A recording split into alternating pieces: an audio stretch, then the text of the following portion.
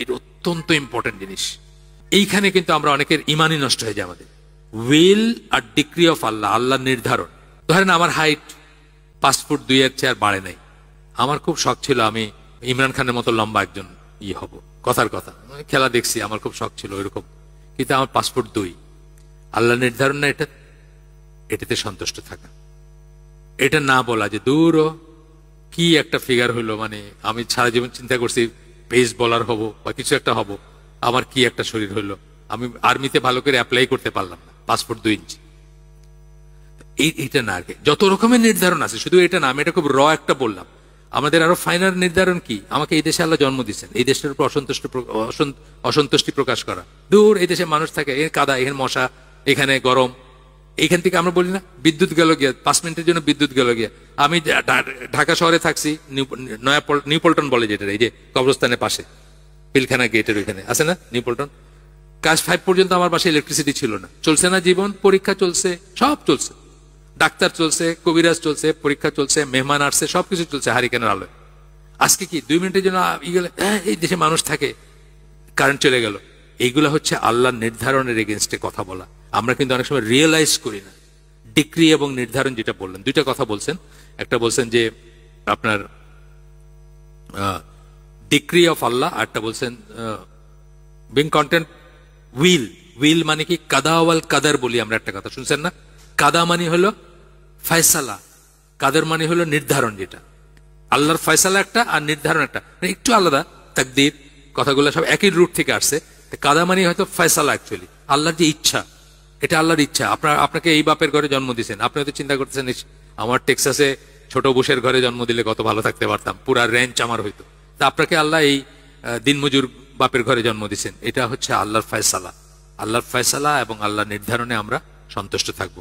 এটির উপরে আমি অনেককে রিকমেন্ড করি, একটা 4টা পর্বের একটা ভিডিও আছে, ইংরেজিতে, যদিও বাংলাটা আমি জানি না, আল কাদা ওয়াল কাদার, মুক্তার মাগরিবি বলে একজন স্কলারের, আসলেই খুব মানে এনলাইটেনিং।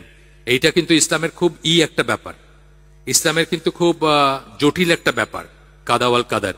এটা নিয়ে মানুষে অনেক প্রশ্ন করে, অনেক মানুষ এটা বিশ্বাস হারায় ফেলছে।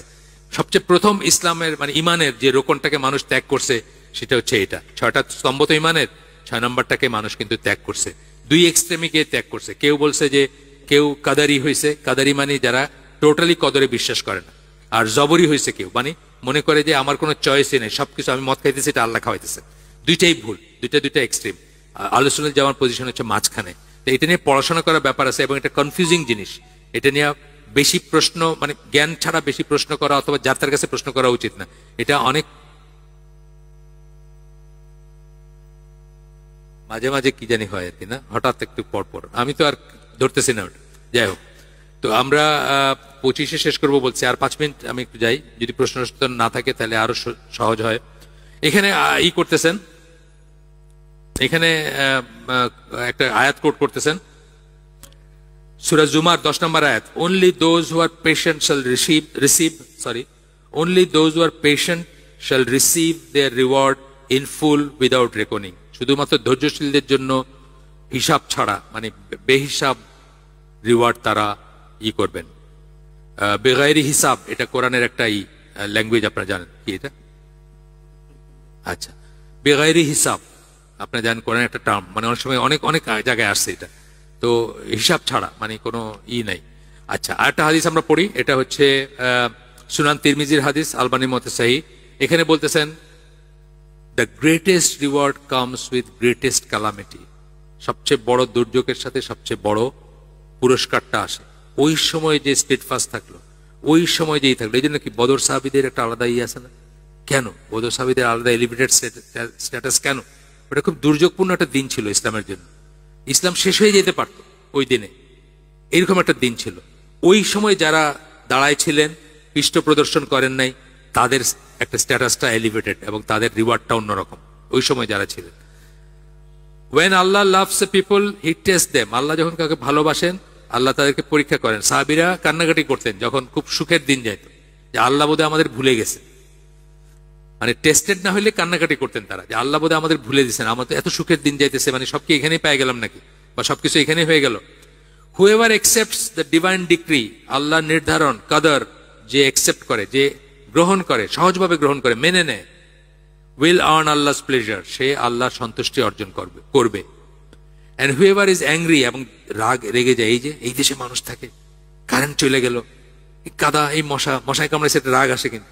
বা আপনি আপনার ব্যাগটা গাড়ির ভিতরে রেখে গেছেন, এসে দেখলেন নাই, আপনার সাথে সাথে মনে হলো কানাডায় থাকতে কত ভালো ছিলাম, সবকিছু রেখে আসছে ওখানে, কোনোদিন কিছু হয় নাই। এই দেশে মানুষ থাকে, এই যে আপনি রাগ হয়ে গেল আপনার, আলটিমেটলি কিন্তু রাগটা আল্লাহর উপরই হইল, আপনি রিয়েলাইজ করতেছেন।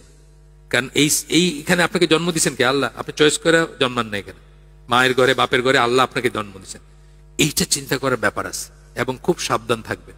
এই জন্য দেখবেন যে যারা যত বেশি ভালো দিনে, তাদের রাগ তত কম, তাদের রিয়েকশন তত কম, তারা তত সফটলি কথা বলে, তারা হিউমিলিটি তত বেশি, এবং তারা উফ শব্দটাও মুখ দিয়ে পারতে বাইর করে না, বিকজ এটাকেও তারা নাশকরি মনে করে।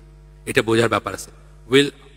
যে আল্লাহর ইসের উপর রাগ করবে, আল্লাহর নির্ধারণের উপর, কেন আমার পাসপোর্ট 2 করলো আল্লাহ, বা কেন আমারে কালা করলো, কালা করে জন্ম দিল, আছে না?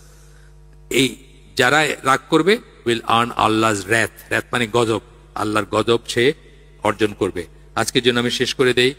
সুবহানাকা আল্লাহুম্মা বিহামদিকা আশহাদু আল্লা ইলাহা ইল্লা আনতা আস্তাগফিরুকা ওয়া আতুবু ইলাইক। এটা ভালো জায়গায় এসে শেষ করলাম। এটা সুনান তিরমিজির হাদিস ছিল, আলবানির মতে সহিহ।